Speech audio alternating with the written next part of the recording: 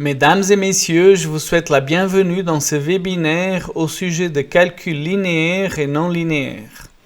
Je suis Carlos Martins et comme d'habitude, vous pouvez poser des questions à travers la fenêtre chat ou alors préférentiellement par email et je répondrai aussitôt que possible. Nous allons donc démarrer ce webinaire par quelques slides que j'ai fait ici. Donc là, on va vérifier et regarder la non-linéarité géométrique. Et là, dans la non-linéarité géométrique, donc nous avons le calcul de l'équilibre sur un système déformé, théorie du deuxième ordre, pardon.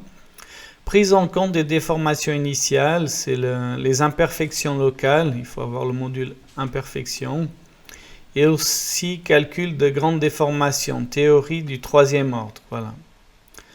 Nous pouvons ici aussi voir quelques éléments non linéaires, enfin la liste d'éléments non linéaires. Et donc, dans les éléments non linéaires, vous pouvez appliquer une exclusion de traction ou compression, force limite, moment limite, rigidité non constante, etc.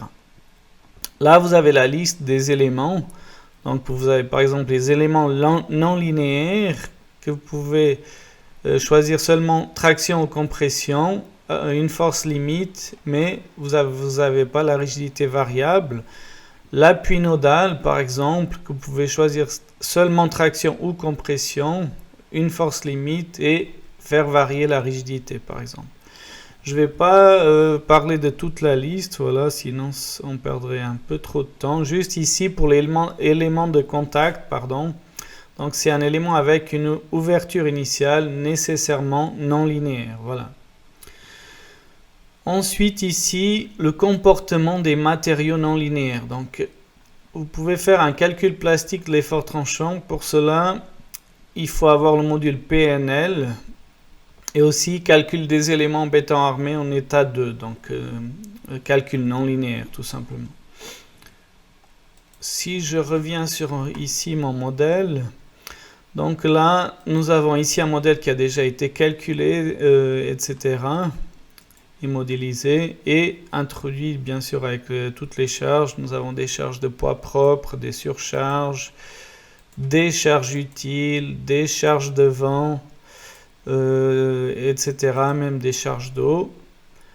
Mais on va aller dans ce qui nous intéresse, donc dans la partie calcul. Là, je vais juste désactiver les charges, la visualisation des charges, pardon.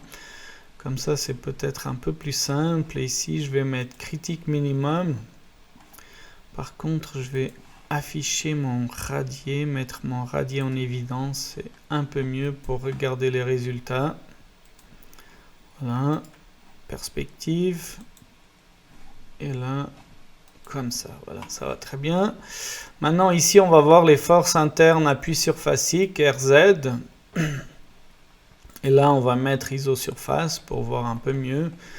Donc, comme nous pouvons voir, notre radier, il est partout en compression, en tout cas pour les critiques minimum. Et si on regarde les critiques maximum, là, nous avons ici un petit peu de traction. Pour le voir, où c'est exactement plus facilement et visuellement, donc ici, on va changer notre codage couleur. Et là, on voyait tout ce qui est assuré. Donc ici, automatiquement, on a de la compression. Et là, on a de la traction dans cette fondation. Bien sûr, pour essayer de corriger cela, nous pouvons aller dans les appuis surfaciques, puisque là, on a un appui surfacique. Et lorsqu'on coche ici sur paramètres non linéaires, vous avez la possibilité ici, par défaut c'est actif à la fois en traction et en compression, mais vous avez la possibilité d'activer seulement en compression. Vous avez aussi la possibilité, bien sûr, de définir une force maximale, par exemple 200 kN par mètre carré, etc. Là, je reviens en arrière, puisque j'ai déjà calculé, je ne veux pas refaire un calcul non linéaire de nouveau. Donc, si je reviens sur statique, là, je peux aller dans analyse non linéaire, puisque ça a déjà été calculé en non linéaire aussi. Et là, vous voyez, nous avons ici une petite hachure bleue, mais voilà, si on regarde là, c'est 0 kN par mètre carré. Mais si on met plusieurs cases après la virgule, on aura 0.001 par exemple. Voilà. Ensuite, je remets mon modèle au complet comme ça. Et là, je vais ici vous montrer autre chose. On va regarder les forces axiales que nous avons ici. Là, par contre, je mets diagramme plein. Voilà, ici, dans ces tirants, c'est clair que nous avons juste la traction. Mais ici, dans cette croix de Saint-André, donc si on vient là, nous avons de la traction. Et ici, nous avons de la compression. Bien sûr, vous pouvez aussi définir dans calcul non linéaire, si on vient là, dans paramètres non linéaires, donc traction uniquement, ou alors vous pouvez mettre compression uniquement, ou alors une résistance, etc. Voilà. Là, je reviens de nouveau, puisque j'ai déjà calculé, et je fais statique. Là, si on clique de nouveau sur analyse non linéaire, vous verrez que maintenant, ici, nous avons de la traction, pardon. Je voulais juste sélectionner cette partie. Voilà. Ici, si vous voyez, on a juste la traction, et là, nous avons 0, quoi. Donc ça, c'est une des choses que je voulais vous montrer aussi pour les éléments barres. En calcul linéaire, non linéaire. Maintenant, je vais ici mettre en évidence tout ce qui est maçonnerie. Hein. Et là, on va voir un autre sujet qui est intéressant concernant les murs en maçonnerie. Donc là, je vais regarder les forces internes surfaciques NY. Pourquoi? Parce que la composante verticale, c'est NY pour les murs. Et là, je vais mettre en isosurface, peut-être pour visualiser un petit peu mieux. Là, il est clair que nous ne pouvons pas visualiser exactement où nous avons de la traction dans ces murs en maçonnerie. Mais de nouveau, si on vient là, on change ici notre codage couleur. Là, on voit parfaitement où est-ce qu'on a de la traction. Bien sûr, ici, ce mur, bon, c'est un mur, je pense, qui est assez long. Donc, il fait 8 mètres, voilà. Et on n'a pas d'appui, donc c'est pas... Il faut se poser des questions si on devrait le faire en briques ou en béton armé. Là, personnellement, je l'aurais fait en béton armé, mais voilà. Dans le cadre de cet exercice, ici nous avons donc de la traction dans ce mur.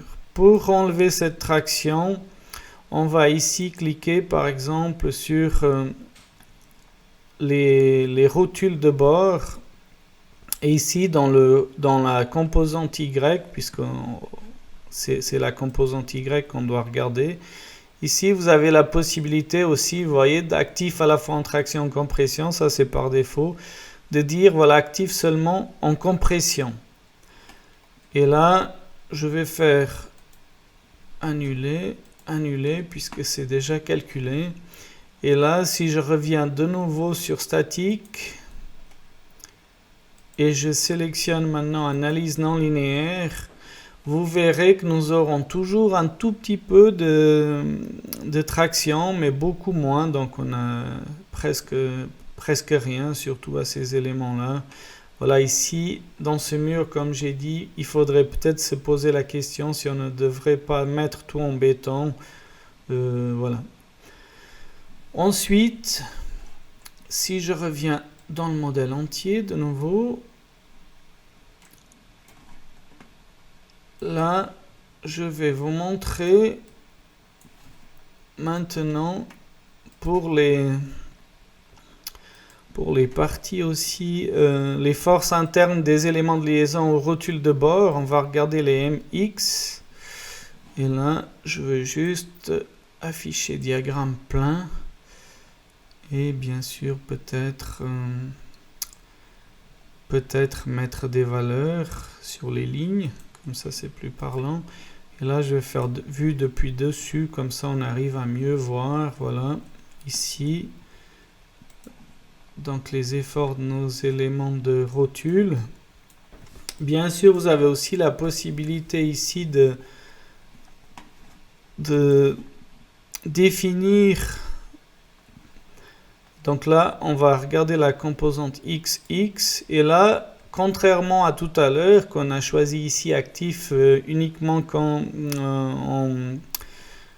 la rotation est négative, vous pouvez ici aussi cliquer résistance du moment et mettre une valeur. Vous voyez, 15 000 par exemple.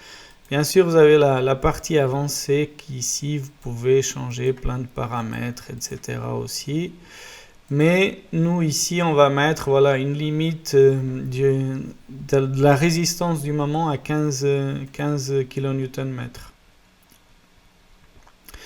Et là, si on vient maintenant sur statique et on affiche le calcul non linéaire, par exemple, vous verrez qu'ici, on ne va pas dépasser les 15 kN/m par mètre. Donc voilà. Ça, c'est aussi une des solutions entre le calcul linéaire, non linéaire à vérifier. Ensuite, je voulais vous montrer maintenant ici, on va partir dans une autre chose. Si on vient là de nouveau calcul, statique, et on regarde les NX. Voilà. Et là, pardon, je vais mettre plutôt les MZ. Là, vous voyez ici qu'on a un moment ici qui est assez imposant en tête de pilier.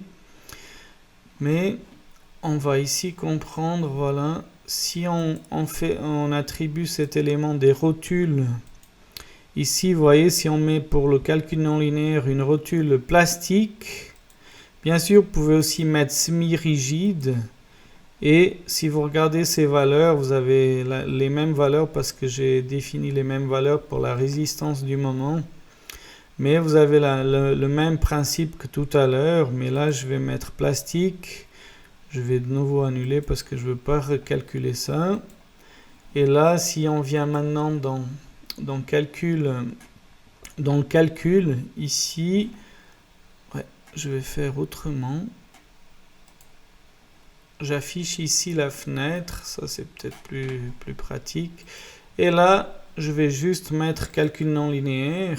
Et vous voyez qu'ici, on a beaucoup moins de moments selon l'axe Z que en calcul linéaire. Voilà. Ensuite, je vais, pour finir, vous montrer maintenant le moment MY de la poutre que nous avons ici. Là, si j'affiche cette poutre, voilà, valider. Et là, si j'affiche ce moment, voilà, ça c'est le moment de la poutre. On est en calcul linéaire, pardon. Mais nous avons ici la possibilité, si on vient là, dans les éléments dans les matériaux, pardon. Ici, j'ai défini deux matériaux. Vous voyez, le 235 pour le calcul linéaire et pour le calcul non linéaire, j'ai activé ici les propriétés non linéaires. Donc, vous pouvez ici changer les valeurs, etc. Au lieu de 235, vous pouvez mettre 225. Et ainsi, j'ai recalculé. Et en recalculant, si je viens de nouveau ici...